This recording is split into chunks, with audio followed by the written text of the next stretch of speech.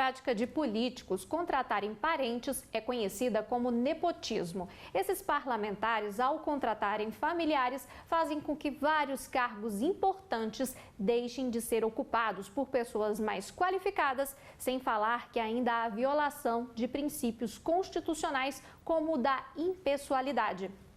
Nepotismo é o tema do Saiba Mais de hoje. Quem esclarece as dúvidas sobre esse assunto para a gente é o advogado e professor Túlio Silveira. Obrigada, muito obrigada por sua presença aqui no programa Saiba Mais. Eu quem agradeço estar aqui mais uma vez com vocês. Vamos começar falando sobre o nepotismo. O que a Constituição fala sobre o nepotismo? Até quando vale o nepotismo? Seria até a terceira geração, não é isso? Quando nós mencionamos o vocábulo nepotismo, pressupõe que determinadas pessoas estão sendo privilegiadas. Não é nem favoritismo, mas é um privilégio específico em razão dos laços de afinidade, dos laços de parentesco. Atualmente, nós temos no artigo 37, inciso 2 da Constituição Federal, a obrigatoriedade para que cargos de provimento efetivo venham ser preenchidos por meio de concurso de provas ou provas e títulos. E os cargos em comissão ou as funções gratificadas são de livre nomeação e exoneração. Como você bem disse na apresentação, o nepotismo ele afronta de forma cabal o princípio da impessoalidade e mais o princípio da moralidade administrativa, por uma simples razão.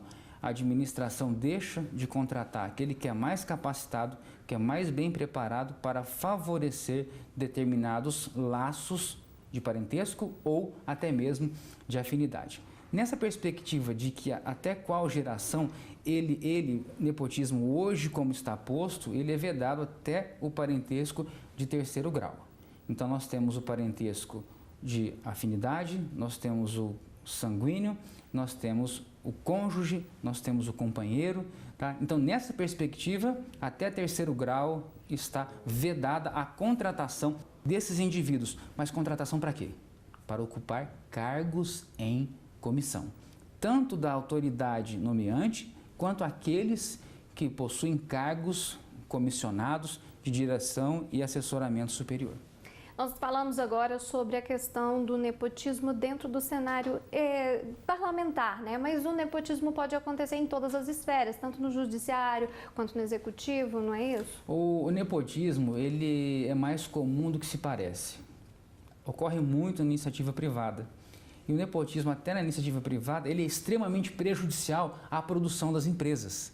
Então, se a gente vê que na iniciativa privada ele é extremamente prejudicial às empresas, na administração pública, quer seja o âmbito que nós estamos falando ou a esfera governamental que se submete, ela tem que se curvar aos princípios constitucionais, dentre eles da impessoalidade e o da moralidade. Então, nessa perspectiva de que se eu tenho no parlamento, no Congresso, no Executivo, no Judiciário, determinadas condutas que afrontam a nossa Constituição, isso por si só deve cair por terra e deve ser objeto de questionamento.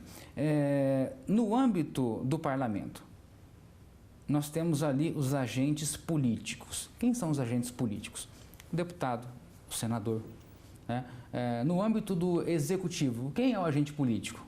O presidente, o prefeito, o governador, os seus ministros de Estado, os seus secretários estaduais, os seus secretários municipais. Esses são agentes políticos. Tá? No nosso questionamento atual a respeito do nepotismo, ele vai vedar a contratação dos agentes públicos que são voltados a atividades administrativas.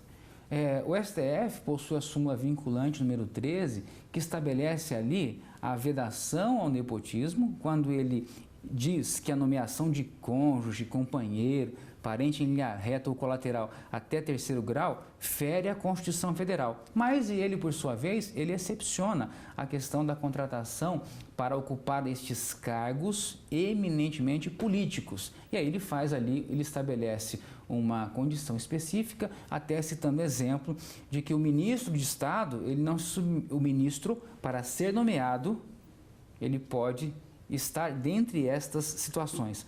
Mas o ministro, para contratar alguém, ele deve obedecer às regras que proíbem o nepotismo. Então, para deixar bem claro, dentro desse contexto aí, há exceção. Então, no caso, prefeito, governador e presidente da República, dentro dessa esfera política aí, poderia contratar para o primeiro escalão, seria isso? Para o primeiro escalão, obedecendo a regra de serem eles agentes políticos. Então, para que o nosso público entenda melhor, o prefeito poderia contratar o seu irmão para ser o secretário municipal de educação. É óbvio que nós procuraríamos questionar depois, mas será que aquele ali é o mais bem preparado para desenvolver esse munus público, essa função pública? Aí é outro questionamento, se vai ferir, além do princípio da moralidade administrativa, da impessoalidade, a questão da eficiência administrativa. Mas, a priori, isso foi excepcionalizado pelo Supremo Tribunal Federal. Ele entendeu que o agente político, nesse caso, ele poderia ser contratado nesta condição. Continuando nossa entrevista, nosso bate-papo aqui sobre nepotismo, né? Vamos falar um pouquinho sobre uma resolução agora, né? Uma interpretação recente do CNJ, que vem questionar essa questão do nepotismo, porque está em polêmica agora, né? Que pela Constituição o nepotismo vai até a terceira geração, terceiro grau. Só que existem situações que estão sendo, vamos dizer, burlada a lei, contratando parentes de quarto grau, e o nepotismo já está sendo avaliado caso a caso. Como é que é visto isso? Como que a gente pode dizer hoje essa questão do nepotismo? Eu gostaria aqui de invocar as palavras do ministro Aris Brito, quando ele, em um determinado voto, disse que o nepotismo deve ser analisado caso a caso. O que isso representa? Representa a identificação objetiva, uma vez que não é simplesmente fechar ou estabelecer que ele está enquadrado dentro desses graus que são vedados pela súmula vinculante número 13 do STF, mas sim observar se naquela condição posta ele está afrontando a Constituição Federal. Se nós atentarmos apenas para a literalidade, a exemplo da súmula vinculante número 13, a contratação desse parente em quarto grau, ela é perfeitamente aceitável sob o ponto de vista da norma posta. A resolução do CNJ, o decreto federal que institui as regras para esta contratação no âmbito do executivo, os vários decretos estaduais e as leis estaduais, elas estão trazendo essa perspectiva até o terceiro grau. Então, a contratação de quarto grau, a priori, não estaria ferindo a regra, a não ser que se modificasse. Por outro lado, você poderia questionar se esta contratação não estaria ferindo, ainda que não fosse terceiro grau, fosse quarto grau, não estaria ferindo a moralidade administrativa. É interessante, nesse momento, dizer ao público o seguinte: o que significa moralidade administrativa? A moralidade, como um consciente comum, normalmente ela é estudada pelos filósofos no consciente comum, a busca por um vetor ético e uma definição ou uma tentativa de definição entre o bem e o mal. Aquilo que é bom, aquilo que é ruim, se ele é do bem, se ele é do mal. Mas a moralidade administrativa, ela não se resume só a essa busca ética para o desenvolvimento, se é do bem ou do mal, ou se está entre o bem e o mal. Ela vai além, ela busca a probidade, ela busca a boa-fé, ela busca a lealdade administrativa, tanto que o servidor público, quando ele assina o termo de posse, ele assina lá um termozinho também que diz o seguinte: serei leal para com as instituições a qual eu sirvo. Eu vou atuar de acordo com a moral e a lei. Só que não é só essa moral do senso comum de bem e mal, ela vai além. Por quê? Porque ela pressupõe que a moralidade administrativa trabalha a boa-fé, trabalha a lealdade para com as instituições. Então, ser desleal para com as instituições, inclusive, constitui uma prática de improbidade administrativa. A probidade administrativa é a honestidade administrativa. A improbidade administrativa é a desonestidade administrativa. Então, quando a gente vai falar de nepotismo, a gente tem que buscar realmente estender esse conceito de moralidade administrativa e entender a essência que está sendo afrontada, e não de forma rasa. Por isso que o ministro entendeu que deve ser analisado caso a caso. Dentro desse contexto aí, vamos comentar um pouquinho mais, a gente falou um pouco no bloco anterior, mas acho que para deixar bem claro o que o nepotismo hoje viola os direitos constitucionais. A gente falou da impessoalidade, por exemplo, vamos deixar bem claro qual seria essa violação. A violação à impessoalidade significa o seguinte, que em detrimento de uma situação posta específica, eu vou optar por escolher um parente, ao invés de escolher uma pessoa mais bem preparada. Certa feita eu fui questionado se isso seria um privilégio ou um favoritismo. Favoritismo não existe. Por quê? Porque eu já escolhi quem eu vou contratar. Se eu colocar na balança quem é o favorito para essa contratação, a impessoalidade ali não vai imperar. Por quê? Porque eu já fiz a minha escolha. E eu optei por contratar um parente. Isso é cultural no Brasil. Se nós buscarmos desde a época do descobrimento, desde a época das caravelas, a gente já vai perceber que lá já existia essa questão e que hoje está sendo muito debatida pela nossa doutrina, pelos nossos tribunais, que a administração tem que se aperfeiçoar. E ela só vai se aperfeiçoar se ela contratar o mais bem preparado. Deixar essa questão do patrimonialismo, não é o patrimonialismo em si, mas benesse às famílias, aos primos, aos cunhados, né? A sogra, sogro, tem que tomar realmente medida para afastar esse tipo de conduta.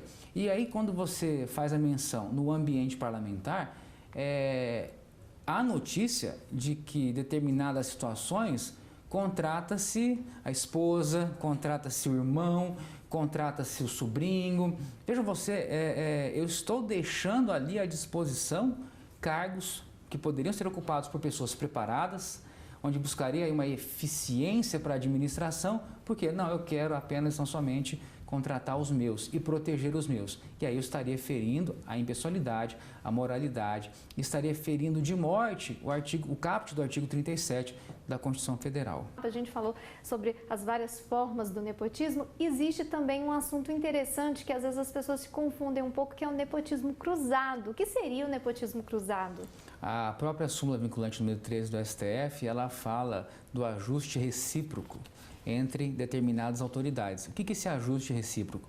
Eu sou uma autoridade de um poder e combino com outra autoridade do mesmo poder ou de outro poder para que nós façamos o cruzamento dessa contratação. Você contrata os meus, que eu contrato os seus. Essa prática do nepotismo cruzado, ela é vedada. Por quê? Porque de nada adiantaria eu trabalhar essa questão do nepotismo direto, e aí o nepotismo cruzado, eu particularmente chamo do nepotismo indireto, onde eu utilizo a minha rede de relacionamentos, a minha rede de amizades, para trazer favorecimento aos meus familiares naquelas situações lá do cônjuge, companheiro, parente em linha reta ou colateral. E da mesma forma, a autoridade combinada se prestaria a esse favor e eu me prestaria o favor a ela para contratar os seus. Então essa questão do nepotismo cruzado, ela tem sido encarada pela nossa doutrina como uma maneira indireta de ferir o princípio da moralidade administrativa e uma tentativa de burlar a legislação que estabelece o nepotismo. Vale sempre lembrar que nesse contexto de buscar o atendimento ao princípio da impessoalidade ou da moralidade administrativa, a administração pública tem utilizado cruzamento de dados para tentar identificar a existência de um nepotismo cruzado. Geralmente pelo nome da mãe, geralmente pelo cargo que o sujeito ocupa, uma vez que, se nós não tivermos um controle eficiente, com cruzamento de dados confiáveis, a identificação do nepotismo cruzado, ela se torna precária. Por quê? Porque só se tomará conhecimento do nepotismo cruzado se houver denúncia ou se tiver um sistema de gerenciamento de pessoal adequado com o cruzamento desses dados. Falando dentro desse contexto aí, que o nepotismo viola princípios constitucionais, como da moralidade, impessoalidade, a gente pode dizer que o nepotismo é uma forma de corrupção? Sem dúvida nenhuma, o nepotismo é uma forma perversa de corrupção. Por quê? Porque você utiliza daquele presságio do favorecimento pessoal. E onde há um favorecimento pessoal, muitas vezes ele não fica resumido só àquele favorecimento pessoal. Há uma perversidade muito grande quando você trata questão de favores. É amplamente conhecido pela doutrina os casos em que nesse mecanismo de troca de favores haver ali ambiente favorável para a prática de outros atos de corrupção. Quando a gente menciona a corrupção, essa corrupção não é só aquela que traz prejuízo ao patrimônio público, mas é aquela que torna a administração ineficiente. E certamente isso é um meio de se corromper e de se deixar corromper e permitir que a administração não atue de forma eficiente. Além desse impacto que o senhor falou agora, né, da ineficiência de todo o processo ali, a contratação de pessoas nem sempre tão qualificadas como o cargo exigiria para contratar um parente, que é o nepotismo que nós estamos falando, quais seriam os impactos dele? Porque já a ineficiência de todo o processo já é um grande impacto, né? Quais seriam os outros impactos subsequentes? Nós poderíamos aqui citar rapidamente que um dos impactos que se identifica é a morosidade na tramitação de determinadas atividades administrativas. Então, a depender do cargo que o sujeito está ocupando, ele vai sempre trazer aquela morosidade, aquela ineficiência no que diz respeito ao cumprimento de prazo, ao cumprimento das obrigações ali pactuadas na sua atividade, algum determinado serviço vai deixar de ser prestado para a comunidade. Não estou dizendo nem aqueles serviços essenciais, mas serviços indiretos que a população tem necessidade. Muitas vezes a gente encontra isso aí em vários momentos, aí, até mesmo no que diz respeito ao atendimento ao público, né? E dentro desse contexto do nepotismo, né, até levando em consideração essas decisões recentes de estar sendo reavaliado até onde vai o nepotismo, até o 3º grau ou não, até o 4º grau, nós precisamos avançar ainda mais? Qual que seria a visão? Nós temos ainda, citando mais uma vez o ministro Aires Brito, às vezes o óbvio tem que ser dito e escrito várias vezes. Então, em uma sociedade onde nós teríamos o ideário de moralidade administrativa, não seria necessário se ter uma lei, uma súmula vinculante ou uma portaria normativa para dizer, olha, isso não pode. O próprio sentimento de moralidade administrativa seria suficiente para poder obstar determinadas condutas, mas não é o que nós estamos vivendo diariamente. Então, eu vejo que o processo de afastamento do nepotismo, ele deve ser aprimorado, ele deve avançar. Por quê? Porque o nepotismo, eu vejo que nessa questão de se ficar, não é uma questão nem de graus ou degraus, tá? Mas que a administração busque contratar de maneira eficiente o mais bem preparado. E nessa perspectiva, várias medidas estão sendo tomadas, inclusive pelo Poder Judiciário, onde há um decreto específico em que determinados cargos em comissão devem ficar restritos aos servidores investidos em cargos de provimento efetivo, assim também como há no Poder Executivo e no Poder Legislativo. Mas, a grosso modo, percebo que há uma evolução e há necessidade de se evoluir e de se caminhar no sentido de que o nepotismo seja afastado efetivamente da administração. Muito obrigada por seus esclarecimentos, obrigada por mais uma vez comparecer aqui no nosso programa Saiba Mais. Muito obrigada. Eu agradeço a oportunidade e estou à disposição. Ok, até a próxima entrevista então. Saiba Mais fica por aqui.